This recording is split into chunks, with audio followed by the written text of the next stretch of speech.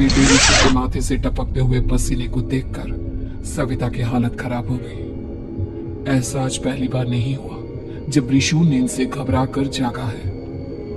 हाय मेरा बच्चा, न जाने किसकी नजर लग गई है तुझे। जब से मेरे बच्चे ने 10वीं के एग्जाम में स्कूल टॉप किया है तब से रोज बुरे बुरे सपने आने लगे हैं।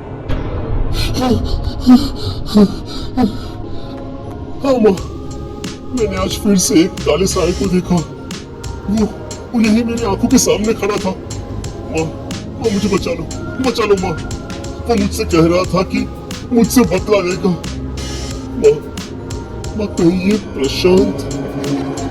चुप कर, कैसी बात कर रहा है? दोबारा उसका नाम मत लेना। तुझे पता है ना, उस प्रशांत ने आत्महत्या कर ली, तो बार बार उसका नाम मत लिया कर।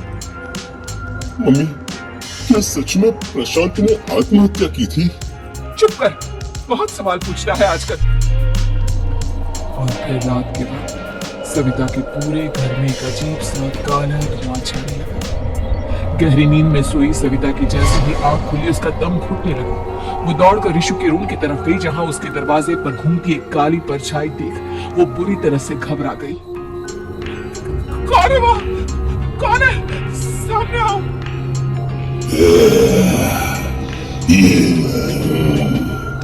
तुम्हारी काली करतूत।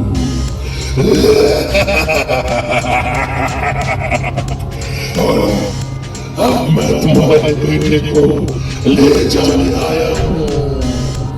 नहीं, मेरे बच्चे को छोड़ दो प्लीज। मेरे ऋषु को कुछ मत करना। परछाई ऋषु के कमरे में घुस जाती है। सविता भी उसके पीछे पीछे दौड़ कर जाती है और देखती है कि अब वो साया साफ नजर आ रहा है। वो सर से पैर तक खून में सना हुआ था और उसके शरीर के सारे अंग कटे। क्या चाहिए तुम्हें?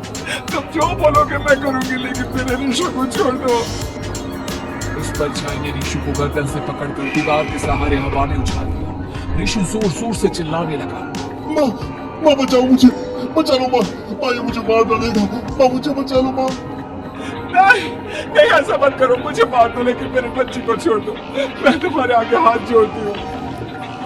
वो परछाई ऋषु को जमीन पर गिरा देती है और अचानक वहां से गायब हो जाती है। ऋषु, मेरा बच्चा, तू ठीक तो है ना? कुछ बोल बेटा, क्या हुआ है तुझे? मैं ठीक हूँ माँ। क्या हुआ था यहाँ पर? कुछ नहीं बेटा, कुछ नहीं। तुम परेशान मत हो। हम कल ही गांव के बाहर जो तांत्रिक महाराज रहते हैं उनके पास चलेंगे। ठीक है माँ, हम जल्द ही उनके पास चलेंगे। मुझे बहुत डर लग रहा है माँ। ये बार बार मुझे डरावने सपने आना, ये सब हमारे साथ क्या हो रहा है माँ? अगले दिन सविता अपने बेटे ऋषु को लेकर गांव के बाहर तांत्रिक के पास जाती है। जिस जगह पर तांत्रिक रहा करता था वो जगह बहुत डरावनी थी। चारों तरफ कंकाल और भूतियां नजर आ रही थी। गांव से दूर वीराने में उस जगह पर जोर से आंधी चल रही थी। ऋषु ने डर कर अपनी माँ का हाथ पकड़ लिया। माँ मुझे बहुत डर लग रहा है। ये कैसी जगह है? देख बेटा, हमारे साथ जो कुछ भी हो रहा है उसका इलाज सिर्फ और सिर्फ ये तांत्रिक महाराज ही बता सकते हैं। अब यही है जो हमें प्रॉब्लम से बाहर निकाल सकते हैं। जैसे ही सविता और ऋषु तांत्रिक की झोपड़ी के अंदर पहुंचे, वहां का नजारा देख कर उनकी आंखें फटी की फटी रह गई। तांत्रिक की झोपड़ी के अंदर कई सारे लोग अपनी गर्दन घुमा घुमा कर जोर जोर से चीख रहे थे। कौन हो तुम और यहाँ क्यों आई हो? महाराज, मेरे बेटे को कुछ दिनों से एक डरावनी काली परछाई नजर आती है और कल रात उसने मेरे बेटे पर हमला भी कर दिया।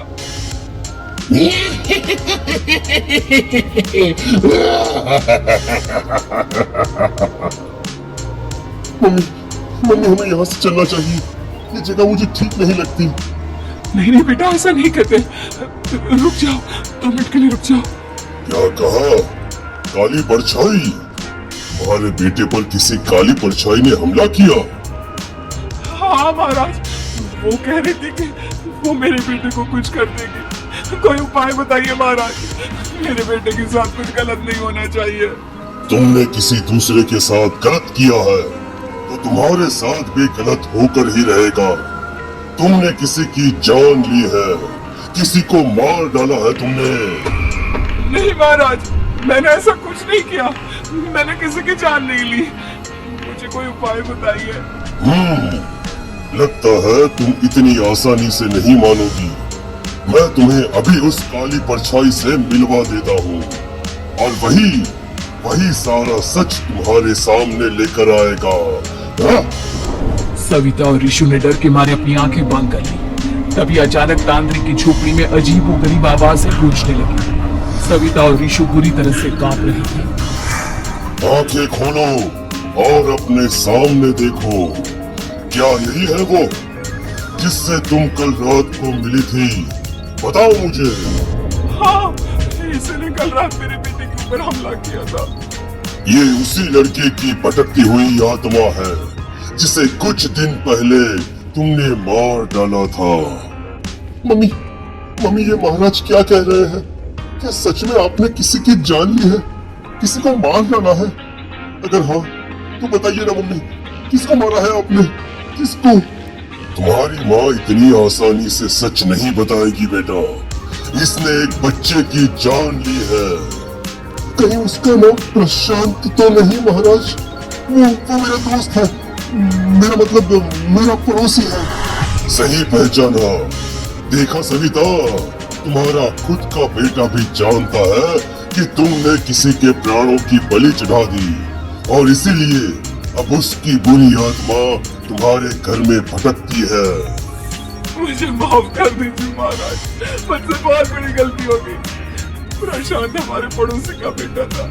हर बार उसके नंबर मेरे बेटे से ज्यादा आते थे और इसलिए मैंने उसके कमरे के बाहर काला जादू किया था, पर मुझे नहीं पता था कि वो मर जाएगा। तुम्हारे उसी काले जादू वाली गुड़िया के अंदर एक बुरी आत्मा थी जिसने उस बच्चे के दिमाग पर बुरा असर कर दिया और उसी की वजह से उस लड़के ने अपनी बालकनी से कूदकर आत्महत्या कर ली। इसकी वजह सिर्फ और सिर्फ तुम हो, तुम।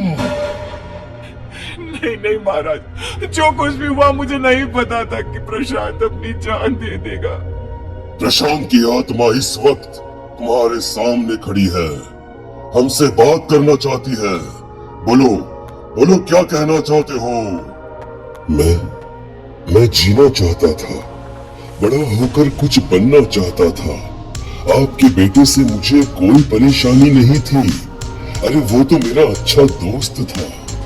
मुझे माफ कर दो बेटा, मुझसे बहुत बड़ी गलती हो गई, मुझे माफ कर दो। माफ करने से मुझे वापस जिंदगी नहीं मिल जाएगी। मेरे माँ बाप आज भी मेरे लिए रोते हैं। आपने मेरे साथ बहुत गलत किया है, बहुत गलत। और तभी अचानक प्रशांत की आत्मा वहां से गायब हो जाती है। सविता जोर जोर से रोने लगती है। सुन लिया तुमने? ये तुम्हारे अपने ही किए हुए पाप हैं जो इस तरह से तुम्हारे सामने आ रहे हैं। माँ, ये आपने अच्छा नहीं किया। सिर्फ 10th बोर्ड के एग्जाम में मैं टॉप कर पाऊं, इसलिए आपने मेरे दोस्त के ऊपर काला जादू कर दिया।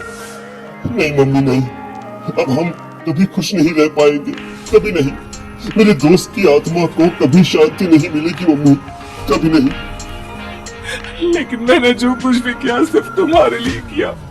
वो लड़का हमेशा फर्स्ट पोजीशन पर आ जाता था और इस वजह से हमेशा तुम्हारे मार्क्स कम बढ़ते थे।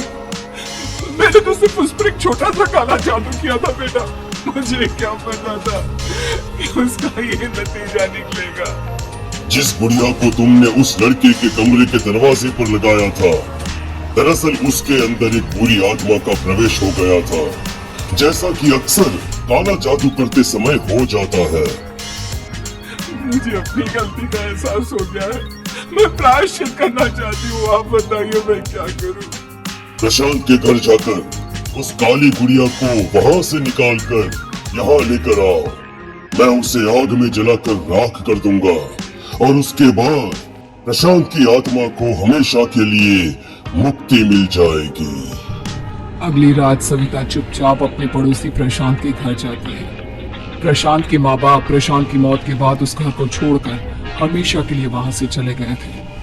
जैसे ही सविता उस घर के अंदर कदम रखती है, उसका सामना अजीब गरीब हैवानियत से भरी आवाजों से होने लगता है। ऐसा लग रहा था जैसे कोई बुरी तरह से चीख रहा। सविता जैसे ही प्रशांत के कमरे के बाहर पहुंचती, वहां पर लटकी हुई गुड़िया के शरीर से खून टपकने लगता है। ये क्या हो रहा है? इस गुड़िया के शरीर से खून क्यों टपक रहा है? सविता हिम्मत करते हुए उस गुड़िया को वहां से उतारने की कोशिश करती है, लेकिन तभी अचानक से बहुत भयानक दिखने वाली औरत उसकी आंखों के सामने आकर खड़ी हो जाती है।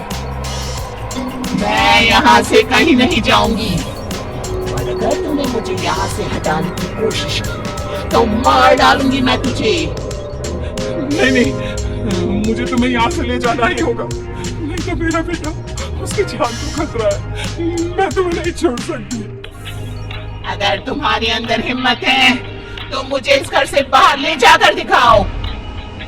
और ऐसा कहकर वो औरत सविता के ऊपर हमला कर देती है और उसे हवा में उछाल उछाल कर जमीन पर पटकती है। लेकिन तभी अचानक मौका